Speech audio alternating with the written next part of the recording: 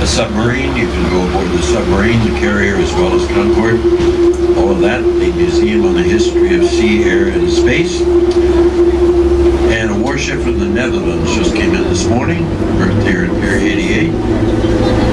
Now we're going to make a turn about 7 miles upstream. On our right is the big George Washington Bridge. About 500,000 folks who use that bridge today. Busiest bridge in our country. New Jersey ahead of us. Manhattan's going to shift to the left. And if you follow the New Jersey shoreline down the left, the slender east against the sky is the Statue of Liberty, just to the left of the tallest square tower. Now when we complete this turn, we'll be almost exactly over this line. Right 1549 touchdown, right off the airplane.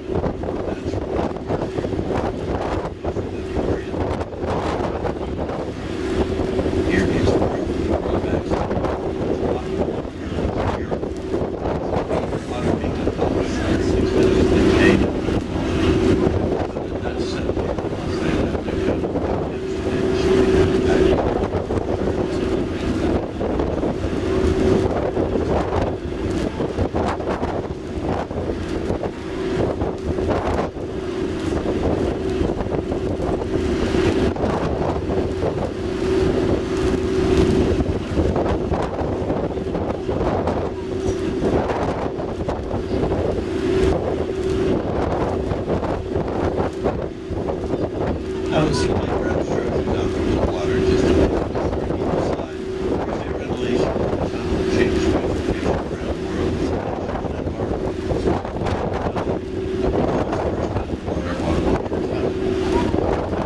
Made everything cheaper and faster. Carbon monoxide up. The tunnel is named for the guy who designed it, not the country.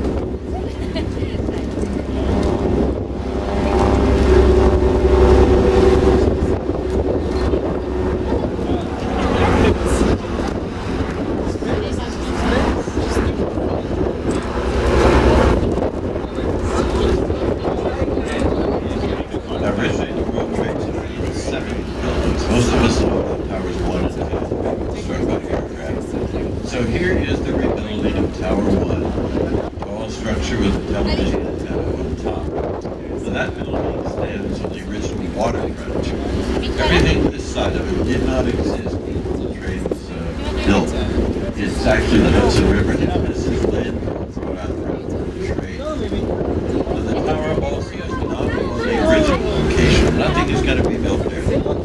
Towers 1 and 2 stood. Most of us know that as ground zero. Where they stood, 2,977 people were killed. You're not going to have a building there. And this is Bushwick to the left of the original building.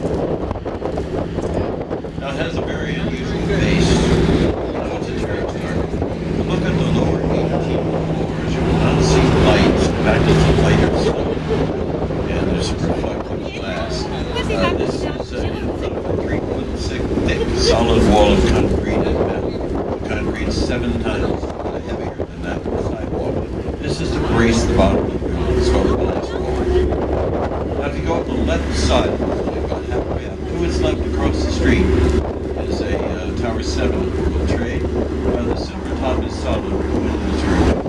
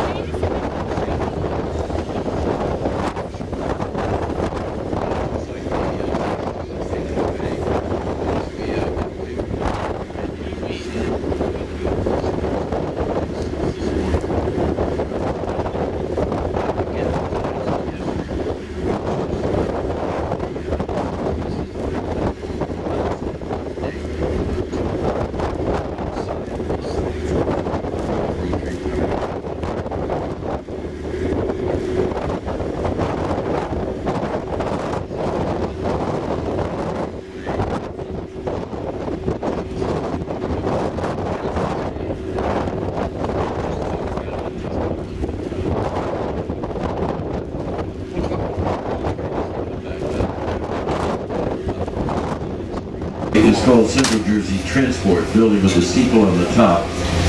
This is a big transport terminal. Ellis is an island, and this is the primary reason you come to Ellis Island, transportation. This building has 450 trains a day into the country.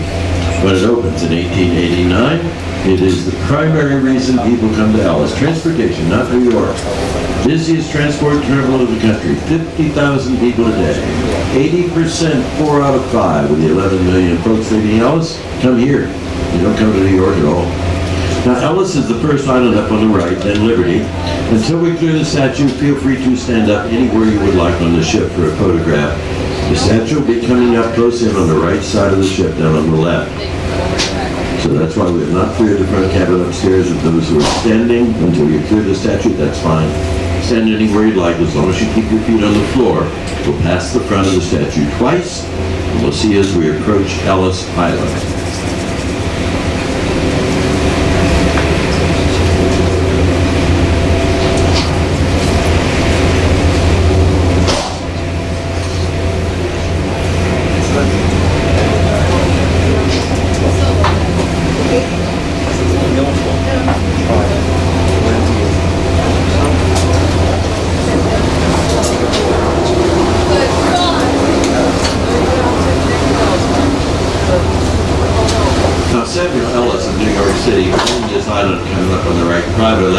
He bought it in 1775, 1 year before the Revolution began.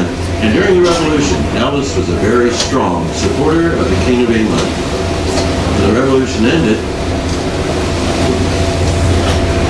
he couldn't make a living.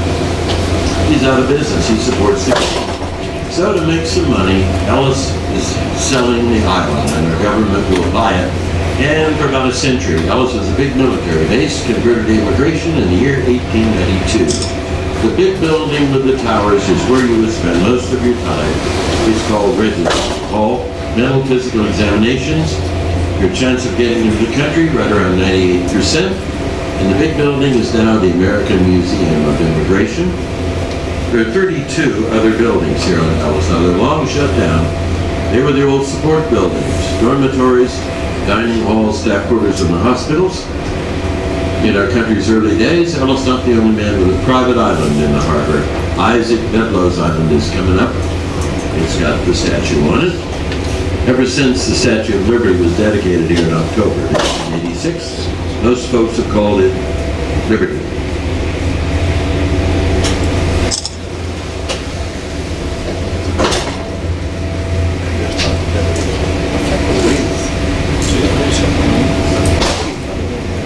Now, in our nation's early days, Ellis was not the only guy with a private island out here. Isaac Bedloe's Island is coming up, and it's got the statue on it. Ever since the Statue of Liberty was dedicated here in October of 1886, most folks have called it Liberty Island. Now, in the year 1800, our government bought Mr. Bedloe's Island, and the fortress they built up there is that stone star-shaped fortress. It remains because it now supports the weight of the pedestal and the statue. Now, the green statue itself is a gift of the people of France, and the people of our country. It celebrates the association of our nations in our own revolution. Now, the statue was constructed in a public park in Paris. It took about 4.5 years to build it.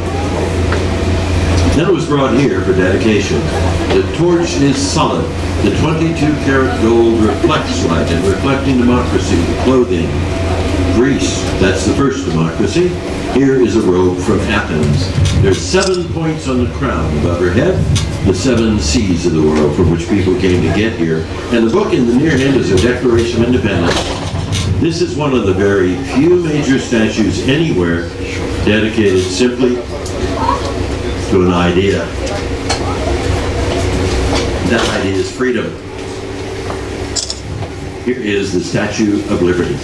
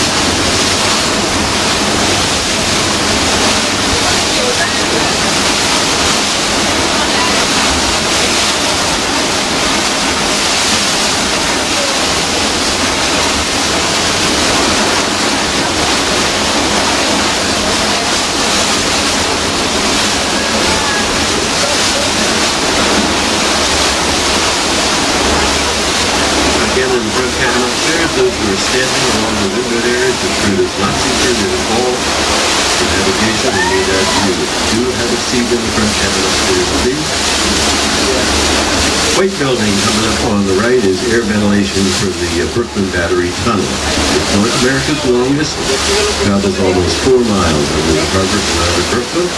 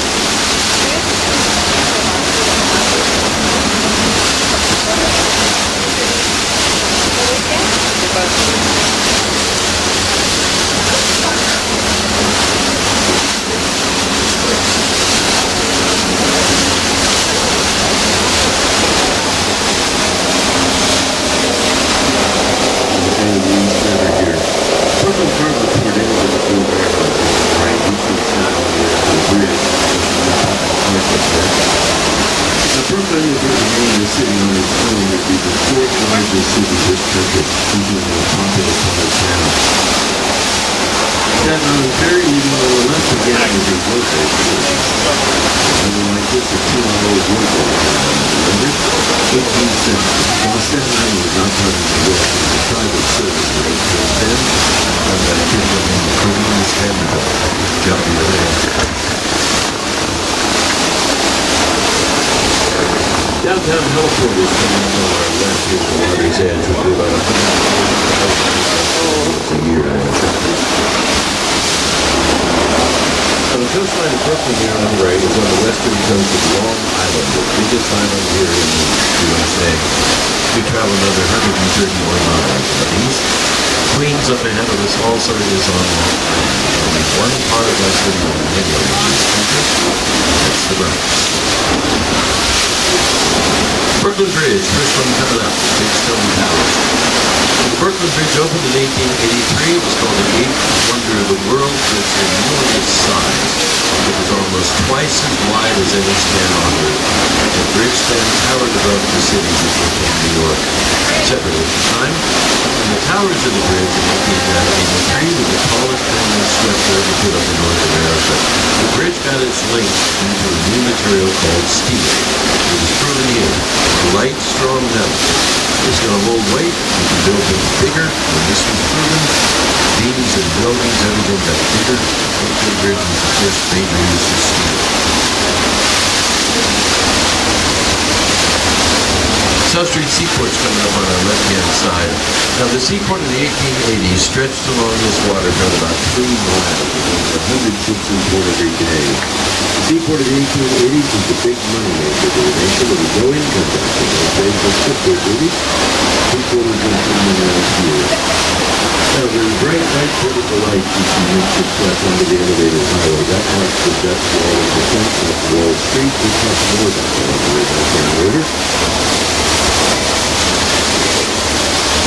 At the seaport, we're building a brand new pier for the shops and restaurants. We just passed the old ships. The first ship up here on the left of the right is about Liverpool, built in 1885, the oldest of the two ships. Next one with the cream colored mast is about 100. And the largest wooden sand vessel of the Dutch.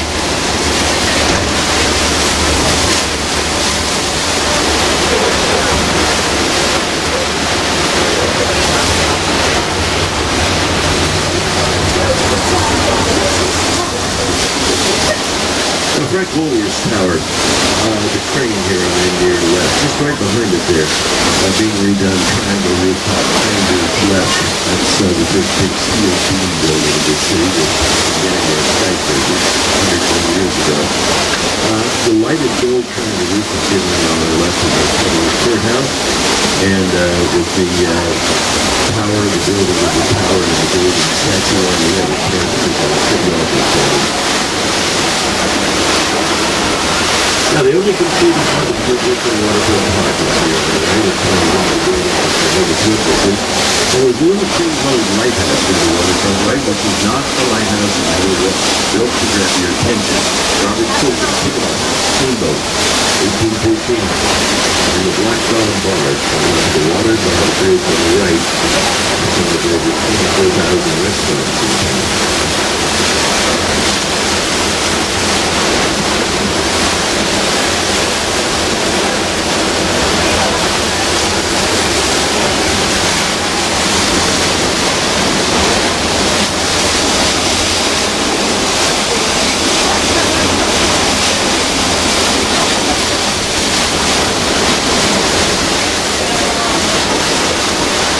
Bridge right ahead of us is the Manhatten Bridge, which comes into Manhattan as it goes from the Whitehall to the island to Mile Street. And here the carousel and the park of the ships on the right. It's not the only way you might know. The buildings right behind them are not factories anymore. They're being converted to housing. This is the section called Jumbo, which is short for down under Manhattan Bridge overpass. When you clear the bridge, we're going to come to Rainbow in Brooklyn. That is right after the big tall building with a red light up the rear of the ship left inland is considered Chinatown, the fastest growing of the city.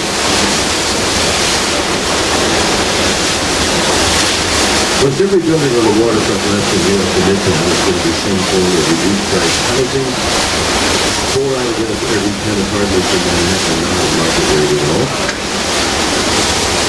And Manhattan on the left is one of the very Now we're rounding the bend. We're at the widest part of the island of Manhattan. Over there on the waterfront on the left, it's about 2.5 miles from the Hudson River. That's double the average width of Manhattan.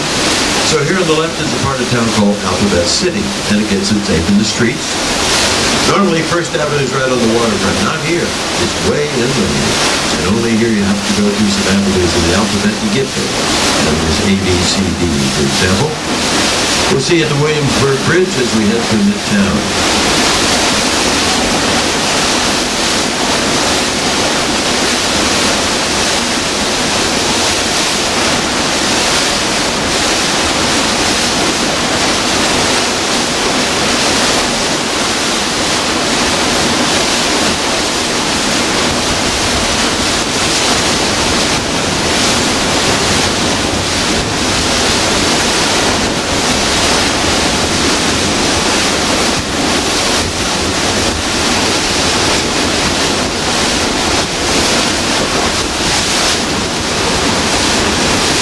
this actually the power plant. Older Chrysler buildings illuminated with a silver angled tower.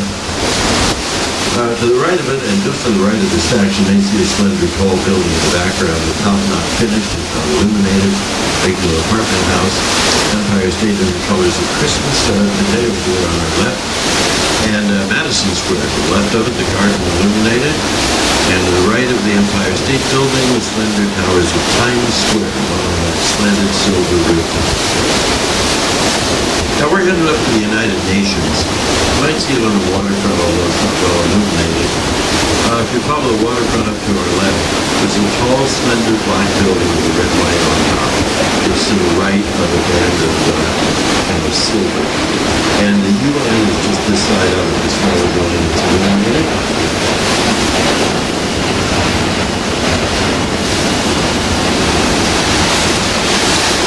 On our right, the last of the old factories is coming down.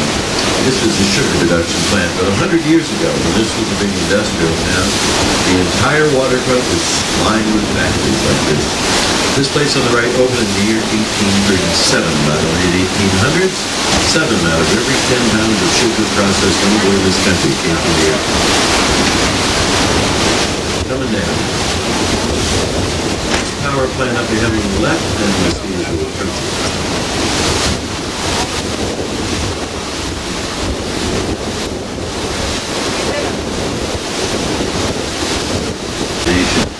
In World War II, ships from our country went to Great Britain with supplies.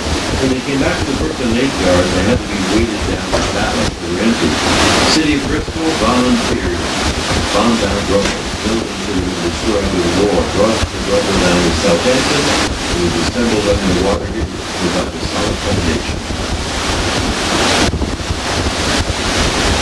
Now, the Empire State Building on our left is not the building they wanted to build. This is taller, this is more expensive. We're going to have to change the design.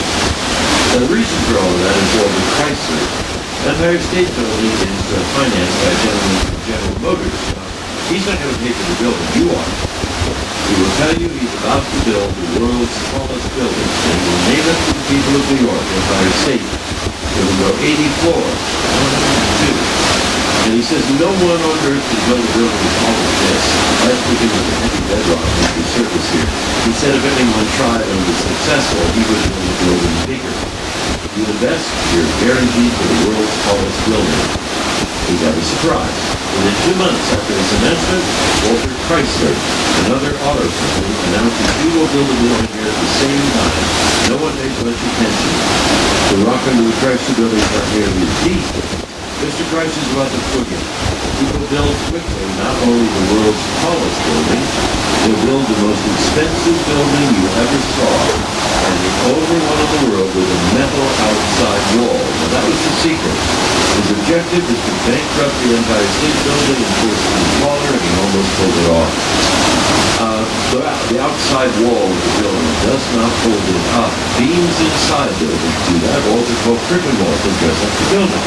Do whatever you want. No one had ever used anything but stone or brick on a curtain wall. Other things are too expensive. They're heavy. The light metal allows him to go higher. He will force it higher up and do him a favor. They not only go taller, but because his building garnered so much attention, they went way up in the air. They went to 102 floors in height, almost talk about that in a moment. To the right of Chrysler's Tower, the floodlit building is on our left, about 70 degrees out. That's 30 Rockefeller Center. Now, we'll be closer to the UN, so we'll talk more about it, but here it comes. Up ahead here on our left, the square lighted building is called the UN. We'll talk more about that later on.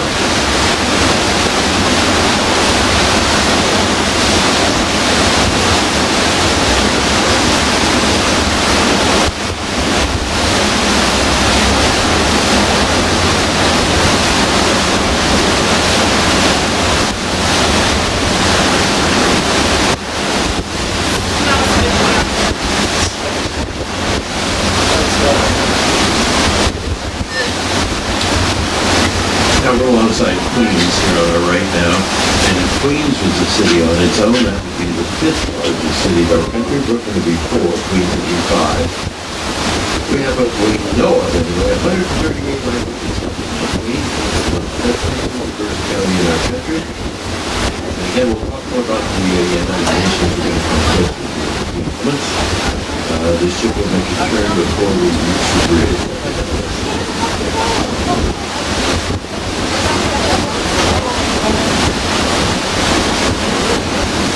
Now, although it has not yet been illuminated, here comes the world's first use of neon. There's a Pepsi-Cola red sign coming up here on the right with the bottle. And in the early 1937, when this was put up and lit up, it was the world's first use of neon. No one had ever seen anything like it. And although neon is around the world now, Times Square is the first place where you can see neon up close. They very quickly realize the power. People will come. They want to see this. They're going to spend money when they come. And to this day, the buildings of Times Square usually make more money renting neon sign space on the outside of the building than offices inside. Now again, there's the 59th Street Bridge to our right. And it's mile 16 of our marathon, where the runners enter Manhattan the first time every November.